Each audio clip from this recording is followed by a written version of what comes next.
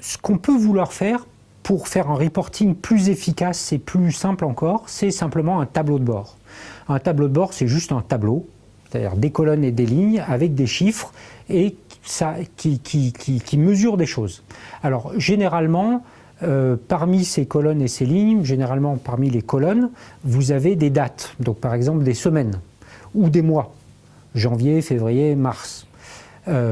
Ensuite, dans les différentes lignes, vous allez mettre généralement les différentes actions ou les différents canaux d'acquisition.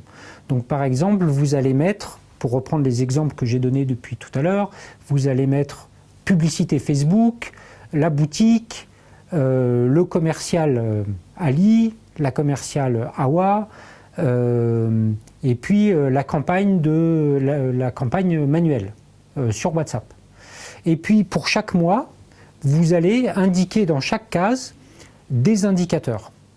Alors ces indicateurs, c'est les chiffres que vous allez collecter pour chaque mois. Ces indicateurs, généralement, il y en a 3. Et en fait, ils peuvent se résumer à 1.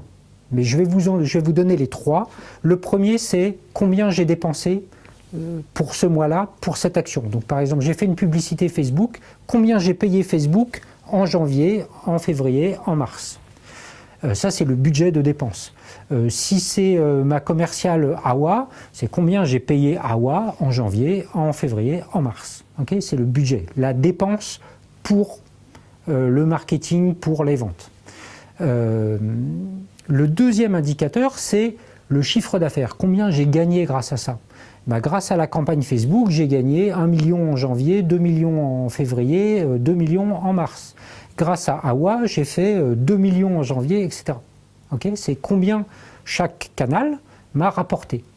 Et enfin, le dernier indicateur, c'est le rapport entre ces deux-là. C'est le budget divisé par le chiffre d'affaires. Donc si j'ai dépensé 10 et que j'ai gagné 100, eh ben, le ratio, l'efficacité est de 10%. Alors en fait, ce n'est pas une efficacité, c'est un manque d'efficacité. Donc ce ratio, il faut qu'il soit le plus grand possible.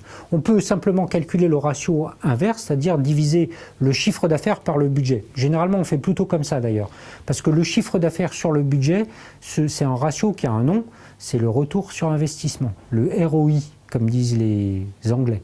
Et donc ce retour sur investissement, si j'ai dépensé 10, j'ai gagné 100, j'ai un ROI, j'ai un retour sur investissement de 10. Ça veut dire qu'à chaque fois que je mets 10 francs, j'ai 100 francs qui tombent. Et ça, c'est quelque chose qui est assez facile à analyser en termes de décision. Si je compare, par exemple, le retour sur investissement de ma commerciale Awa par rapport au retour sur investissement de Facebook, je vais voir qu'il y en a un qui a un meilleur retour sur investissement. Et du coup, je vais augmenter, si c'est Awa, je vais augmenter son salaire le mois prochain pour qu'elle travaille encore plus.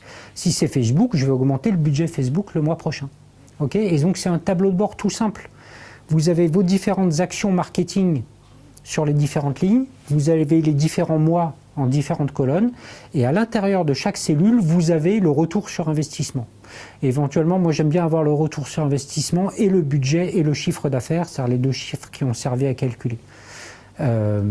Voilà le tableau de bord le plus simple qu'on puisse imaginer pour suivre l'activité de WhatsApp, et pas seulement de WhatsApp d'ailleurs, puisque vous avez compris que ça pouvait fonctionner même quand on n'utilise pas WhatsApp.